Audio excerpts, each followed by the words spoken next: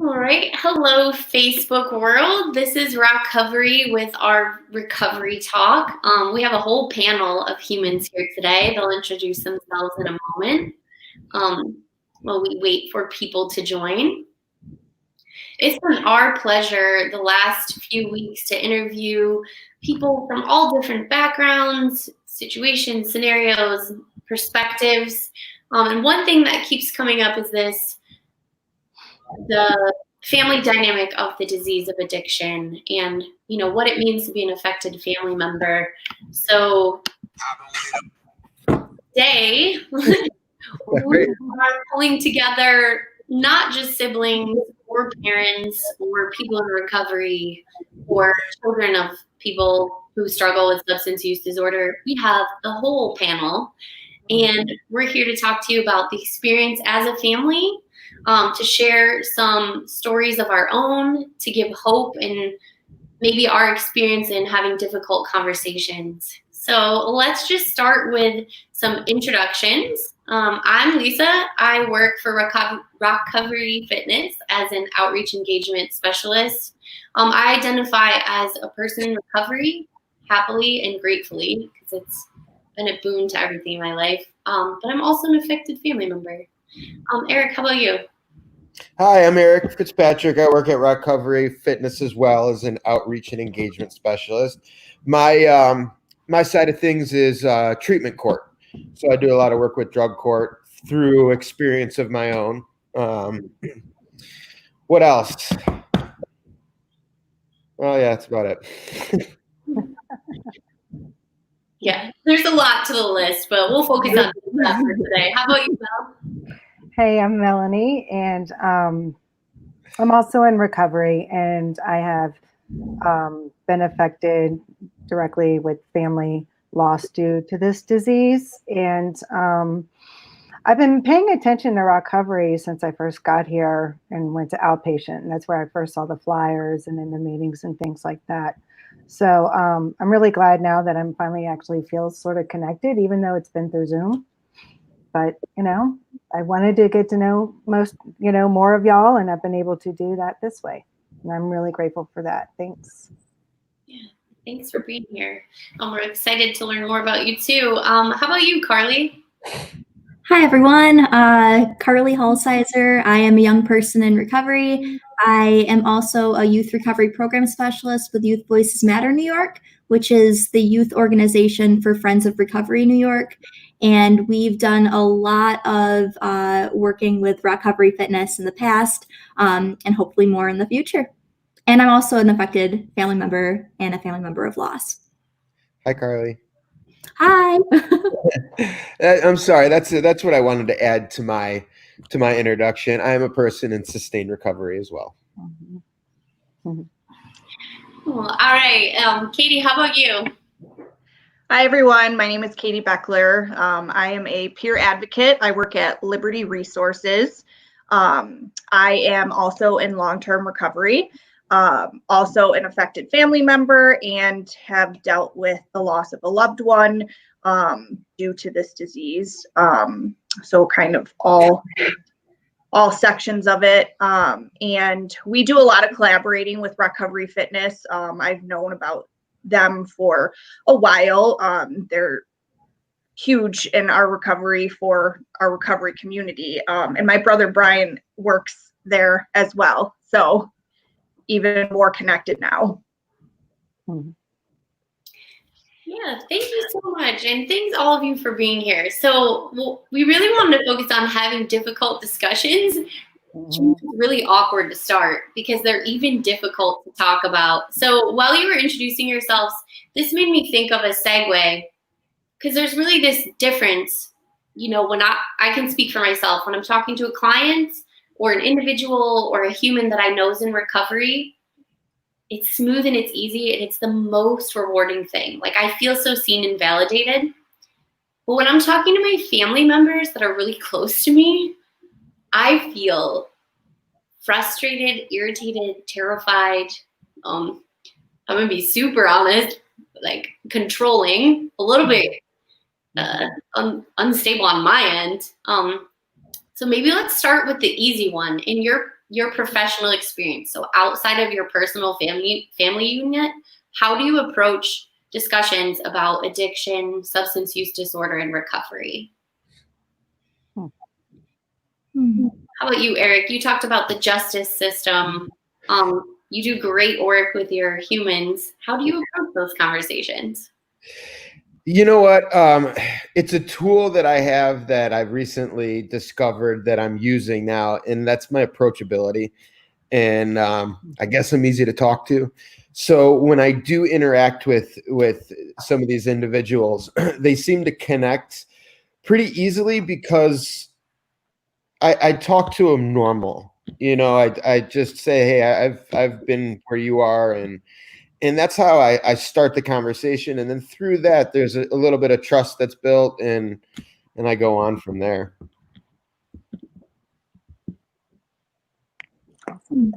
I agree. I feel like I take a very similar approach. You know, I remember learning in school, you know, our lived experience isn't our only asset, but, you know, being a peer advocate specifically, it's definitely a huge part of it. And I feel like, you know, Eric, you talked about like building trust. I feel like that helps kind of initiate that right from the start, because you have like this common thing amongst each other. And I know for me personally, and I hear this a lot in the recovery community, that, you know, sometimes it's easier to talk to somebody who, you know, has experienced, you know, what you are going through, and is coming at it from, you know, a place of compassion and no judgment, and love and their own experience. So, you know, I think that that's really important, and that's like one of the really great things about the peer movement too. Right. I was just on another Facebook Live with Chelsea, and we were talking about some resources and stuff. And I mentioned this just 20 minutes ago. One of the greatest feelings in the world is when I go to drug court and I talk to the orientation, new people in drug court, and I talk for about 15, 20 minutes, and nobody is listening. They don't want to be there. They don't care. Then when I say, listen, I've sat where you are. It took me almost 2 years to get through this. Their eyes light up. I finish my spiel, and then when I leave, more often than not, someone will come up and say, hey, man, you're different. And that makes me feel really, really good. So, yeah, that connection and that trust as a peer is what I really love. That's great. I don't work in the peer, you know, recovery industry yet. It is something that I'm looking into, because it really is, even more so with my family dynamics and having lost, you know, both my brothers to the disease. It's recovery is kind of becoming my mission to, you know, really share this experience, and that how great, you know, life can be. But professionally, you know, when you said, how do you have that, you know, I worked in the events industry and festivals and things like that. And at some point I did have to have a conversation with my boss, you know, to let him know that I was in recovery, that, you know, I don't want to be slinging beer behind, you know, one of the trucks in front of the stage. And, you know, I had to have that open, honest, and willing conversation. And, you know, and it worked out. I mean, he was receptive and great. They were supportive, you know, so, but you just gotta open your mouth. You know, it can be scary. It can be scary from this point of view, you know, but yeah, I had enough trust and enough, I've known the owner for like 30 years. So, you know, I trusted him, and so it went very well. So it's just another perspective on the professional conversation. Yeah, I agree with what was said by everybody, really. And, you know, I think using my own experience, I know it's going to it's going to look different between, you know, the people that we work with professionally and then our family. At least for me, it is. But still trying to keep the same fundamental, like using my own experience. And it's so much, I don't want to say easier, but it's just so different talking about my own story and like supporting somebody professionally than it is telling my story to a family member who might still be struggling, because it isn't the same delivery for me. At least it's more, as Lisa was saying earlier, there's the control, and there's really no, I don't know what the word is, there's less patience on my part, I think, which is interesting, because if I viewed this person or this family member as the same I would somebody in recovery in the professional realm, it wouldn't look different. It would look the same. So it's I don't know why that is, but that's my experience with it. It's funny you mention that, because some of my really close friends, they're all of a sudden taking me serious now. It's like, I've been doing this for 3 years, guys, you know, and I've tried to help, but now they're like, so, you know, and asking me for resources and all that kind of stuff. But it's different. It's different talking to family members and friends, you know, because a part of me is like, hey, listen, guy, I've been saying this for the last year, you know. Too, there is that trust. I think building trust with somebody who doesn't know you, in a family relationship or in a friend relationship, it's, I don't want to say easier, but it's not coming from like a biased standpoint when you're talking to family. Whereas, you know, for example, like my brother struggled for a long time, and you know, he's in recovery now, but it would be like me talking to him as a sister. It would be like, oh, it's just my sister because she loves me. It's not a human being just for the sake of, you know, care. Like it's a more of obligation when you're a family member. Does that make sense? Like, perfect. Yeah. Yeah, and I love how this is kind of shifting into the more difficult conversation of people that we love. And I'm looking and seeing all of our viewers, you know, like Mike, Johanna, Richard, Chelsea, Kathy, they're all saying hi. And, you know, some of them I know and some don't. We all have the added benefit of empathy because we're in recovery ourselves. Someone out there might be listening to this and they've never experienced addiction in their own internal life. But Mel brought up a good point. She could use her knowledge in the field she was working with, that music industry, to join a conversation about peer work. So really, to me, what that speaks to is whether you're an affected family member and in recovery like we are, or you're an affected family member and you don't know addiction personally, but you've read about it and you love your humans, empathy is underneath it all. So hopefully anyone out there listening, you can find a point of empathy, because now I'd like to shift into, I'll give you the option, but when have you tried to have a difficult conversation, it went wrong? I think that's important, because it shows like, not that we did something bad, but underneath we're like, oh, I learned a really big lesson. Like for me specifically, I learned that whenever I wait until I'm angry to have the conversation, it goes wrong.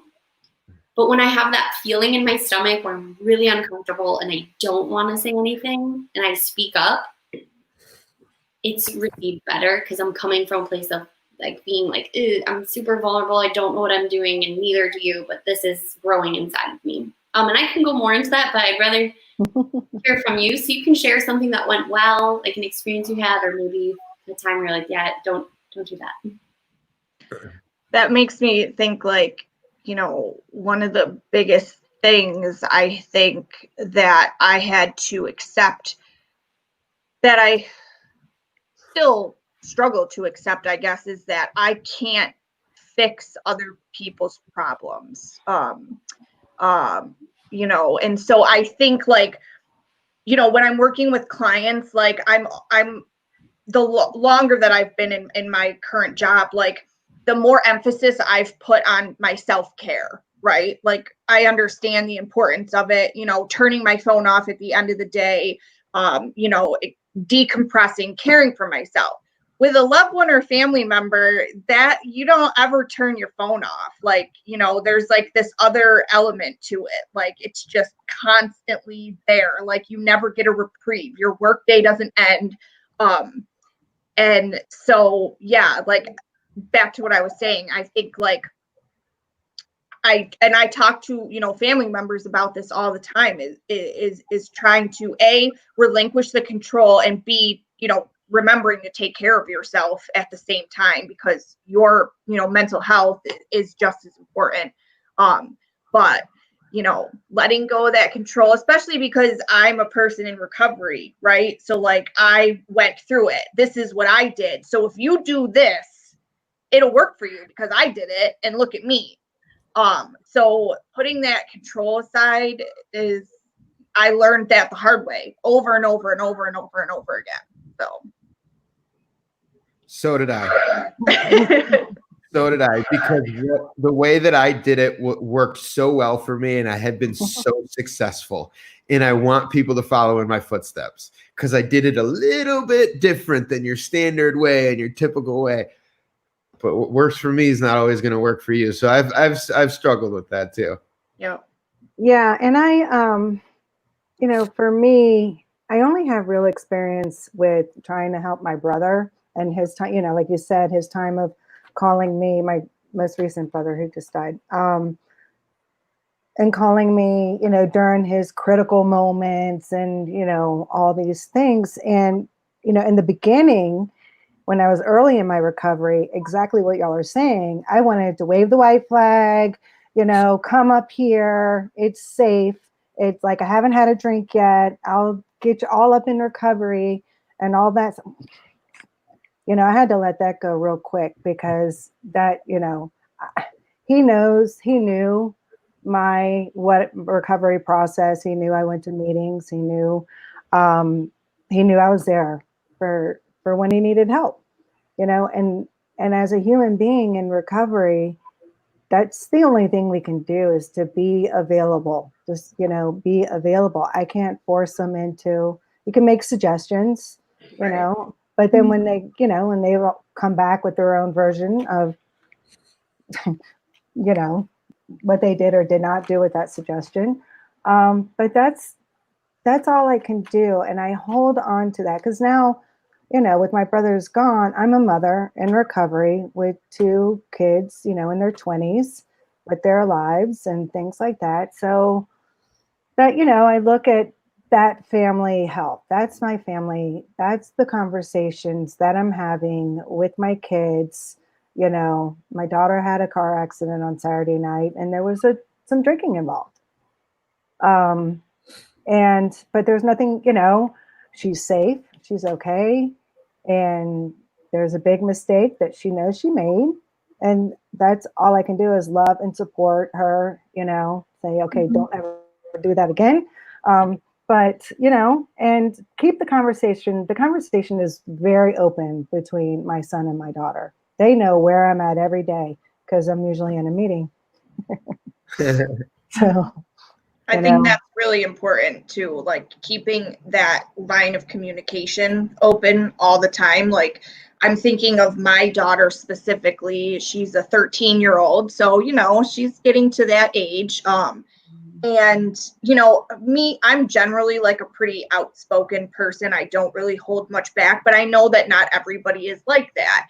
But I truly believe, and this is based on my own experience, that the more we talk about these things, you know, the less stigma there is, the easier they are to talk about. I mean, my daughter is very, very well educated about the disease of addiction. And it's not some taboo subject that we're afraid to talk about in our house, like it was when I was a child.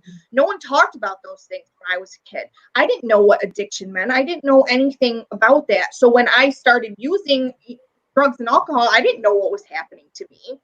My daughter won't be able to say that, you know? So I think keeping those lines of communication open with our loved ones and letting them know that they can talk to us about these things, and we're, you know, a safe, non-judgmental space, you know, that can make a huge difference. Absolutely. I totally agree with that. And I think the best thing my mom ever did for me was tell me that she was in recovery. And the fact that, you know, she would bring me to meetings when I was Yep. 2, 3, 4, 5 months old, like, and I grew up in the rooms. Yep. So when I had, you know, realized that, you know, oh my gosh, what am I doing with my life? Like, I knew where to turn to. And, Right.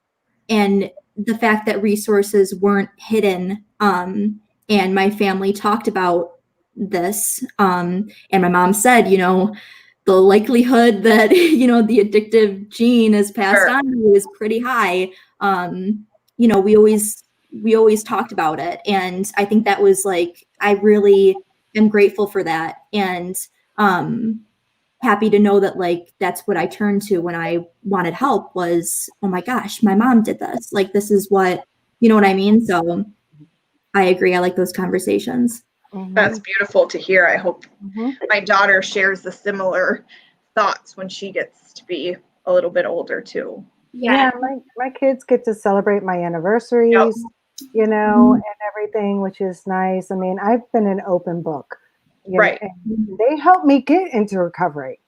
You know, they helped me get here. I mean, if it wasn't for my stupid behavior and my daughter saying no more, like no, Mhm. you know, and helping me find treatment centers and things like that, I still had to have to my own decision. Like she did all the groundwork, but it wasn't until I picked up the phone to my best friend and said, I need help. Like, okay, I hear everybody. Um, you know, that I could make that decision. But they've been super involved. And I live on a living amends with them. You know, I can show up, I'm accountable, I'm responsible, and I'm open, especially with communication. There's nothing they can't tell me, you know? Yeah. There are some really powerful statements here that I just want to reiterate for anyone watching. Carly, sharing your experience as a child with your mother, I know as a mom, like mom guilt is very powerful. And, you know, I hear it from a lot of my friends and peers in recovery. It is so important for us to know that something we think is a mistake, right? Like our addiction could be a powerful tool for our children. You know, like I think that is so important for moms to hear. And the other side of it is affected family members out there, particularly children, understanding that it is not for a lack of love. Like your parents' love for you will never be a reason for them to use or not to use. Right. You know, so I'm seeing in the comments kind of along those lines, you know, that the control that comes up, dealing with yourself in active use and how your family views you versus how you view yourself and how they view you when you're in recovery. Non-judgmental, I think that's really key. But one question I wanted to go back to, what do you do when your family member who's in active use seems as if they don't want to listen to you? How can we approach those conversations with love and creating a safe space? I see a lot of nonverbal. It's a tough one, yeah. It is. I tried, you know, with my brother. I mean, like he made fun of it though. He's like, yeah, I've been to those meetings and I've been to this and I remember, you know, and all that. I'm not that bad and whatnot. And again, I could only say, well, this is what's working for me. And, you know, and then I had to kind of do the, okay, slap this upside the head version, kind of like, come on, get with it. Like, can't you see? But they can only see by what I'm doing, you know, how I'm living. Because he was like, wow, you're so happy and you're so this, and does this really help? And I'm like, yes, it does, you know, so. You do have to be ready, but you know what? My two best friends, shout out to Mike and Jesse. They tried everything in the book. They were nice. They tried tough love. They tried interventions. They did everything. Eventually they stopped talking to me, which hurt, but I didn't care. I was just waiting for them to leave my house until I could get my next fix. Right. However, they were dropping seeds all along the way. And when my mind started to clear up, it was like, oh, wow, those guys really care about me. And it all kind of came back. So dropping seeds is really sometimes the only thing you can do. Yeah. So I feel like for me, like my experience was unique and might be different because I'm a person that's in recovery as well. But I'm thinking specifically of, you know, a relationship that I was in at the time. And he was in active use as well. And, you know, so we went through our, you know, substance use together, all the downs. I can't even say ups and downs because they were mostly downs. And when I got into recovery, it was kind of like, you know, leading by example. You know, I mean, he was able to watch my transformation from, you know, coming from where I was to, you know, to how far I went basically, and how happy I seemed and how beautiful life was becoming for me. And it was almost like, I want that, you know, like I want that. I want to feel that way, you know, because we were so similar at one point. So it was almost like, well, if she can do that, then I can do that. So, you know, I think leading by example, you know, and sharing, Melanie, like what you said, like sharing what works for you. You know, I try to like never tell people like what to do, because that will usually turn someone away right away. They have enough people in their life telling them, you need to do this, this, this, this. I'm not going to say that I didn't used to be like that, especially with family members, but, you know, I've learned that that doesn't usually, you know, accomplish what you're setting out to accomplish. You know, giving people choices, and, you know, when you're in active use, you feel so helpless, like you have no control over anything. So when someone actually gives you a choice, it's like, whoa, I have a say in this. Like, so that could be really powerful too. You know, I could talk about this, you know, all day, because this is the hard stuff. Like when you have a loved one right in front of you that just won't do anything, just won't do anything that you want them to do. You know, you also have to check like your own motives too. Is this what's best for them, or is this what's best for me? You know, I mean, is this what they want, or is this just what I want? Because why don't they get to have a say? They should get to have a say too. They're a human being. So there's a, you know, like I said, I could talk about this forever, but there's so many different aspects. Yeah. I echo everything that's been said, especially the leading by example piece. I think that, you know, that was it for me right there. You know, and the dropping seeds. I mean, being consistent with my messaging towards my family members, and just loving on them. And, you know, I think, you know, filling myself up, taking care of me as well, because it's easy to, like, I don't know what the word is. So when people see, and there's that attraction to like my lifestyle, and like, oh, you look so happy, and like, what's different? Like, what are you doing? Like, that's only because I was still working on myself. That attraction to recovery was only because I was doing what I needed to do for me first. And then, you know, the benefits of that were sown to other people. You know what I mean? So it's like, you know, keeping my recovery first always has to come first. And, you know, I really like that seed dropping thing, because there were times in, you know, in my active use when you know, the fog would kind of clear a little bit, and I'd remember something my mom said, and I'm like, oh, dang, like maybe she's right about that. And then of course it would completely leave my head, but It was you know, there. it was there. And you know what? It's it's important to be consistent with that, but not Pushy. And that's a fine line. Yeah.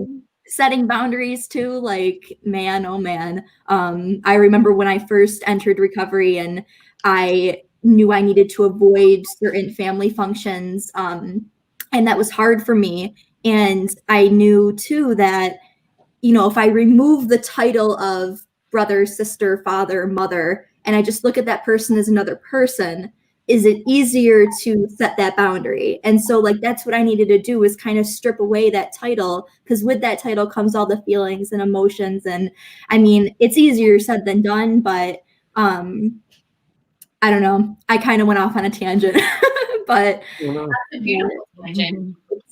it's this is important. I really like this conversation. Yeah, I mean, we could go on for a long time with this. We sure can. Kind of at the end of time. I think maybe I know.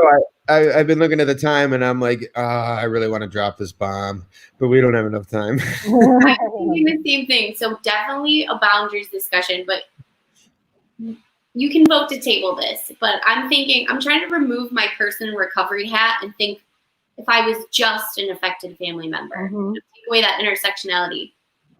I could plant seeds for my loved one, but I could not lead by example. Right. Well, and in a way, I think that's where,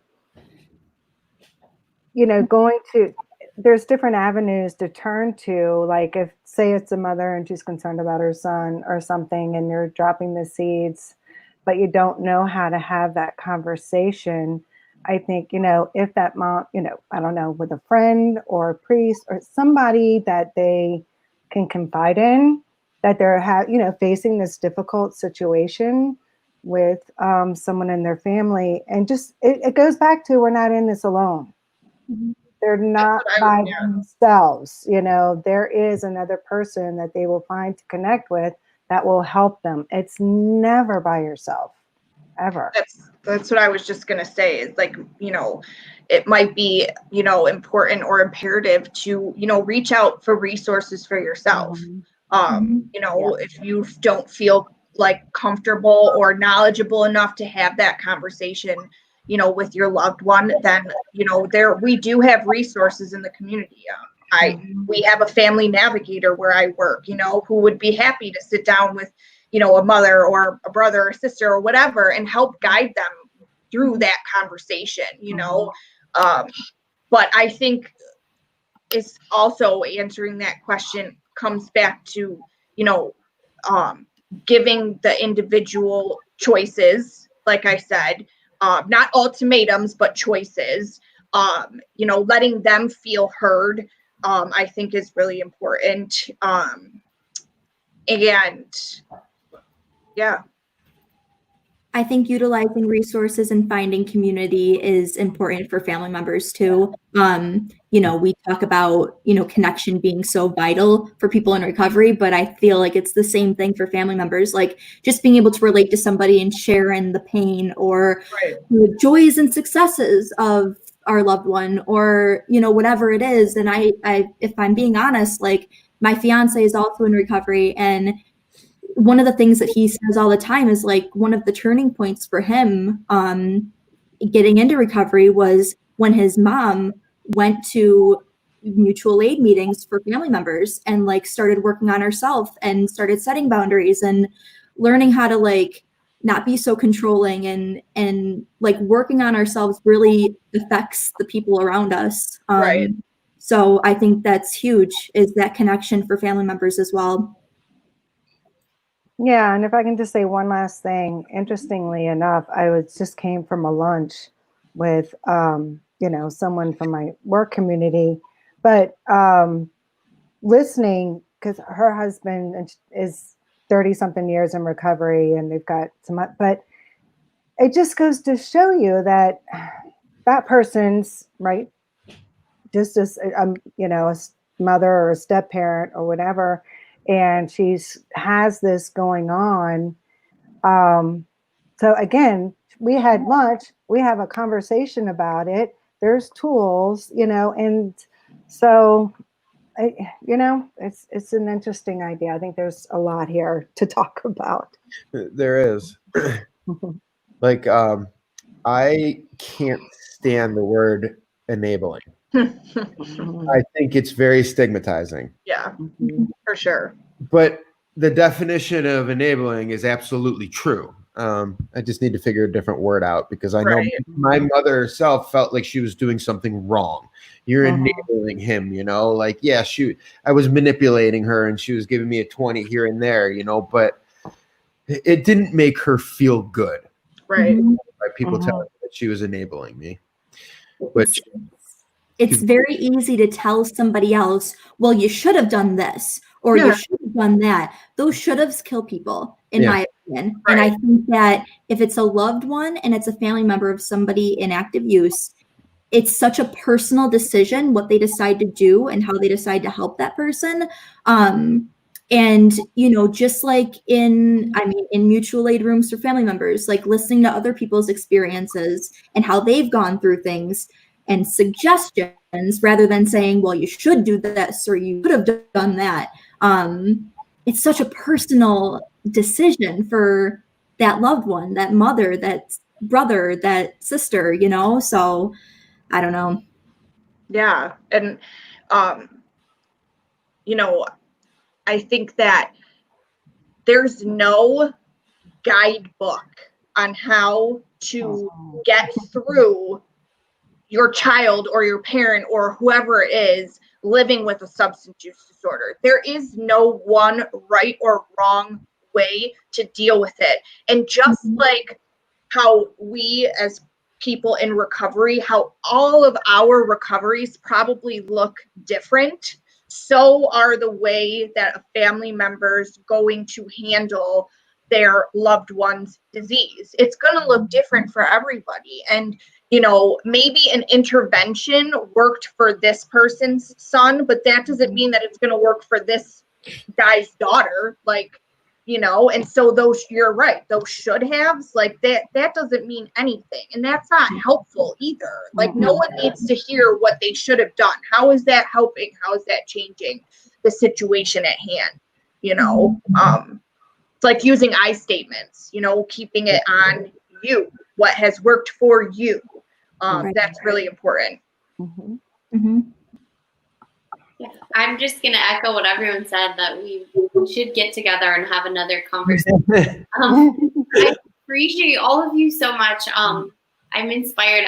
We can't talk in absolutes, right? Because like Katie and Carly just pointed out, there's no one journey. But what I'm hearing is underlying everything, difficult conversations, the answer to having them is difficult.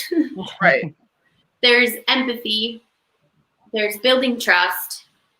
There's letting go of control. And Carly, you pointed out something that I was kind of like, duh, why didn't I think of this? Because I said, if I'm not in recovery myself, how do I lead by example? You can recover from control. You can recover from a relationship where, like Eric brought up, there was manipulation. So I guess maybe one thing that I'm taking away personally is you can lead by example, whether you've struggled with addiction or not, just by working on yourself, like stay in your group. So thank you. Any last words for family members out there? You're doing a good job. Yes. You're doing the absolute best that you can. And reach out for those support systems. Yeah. Take care of yourself too. We can't give from an empty tank.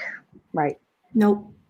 And actually, I'm going to post some links to the organizations that Katie and Carly work for. You all know Recovery. We have our services listed on there.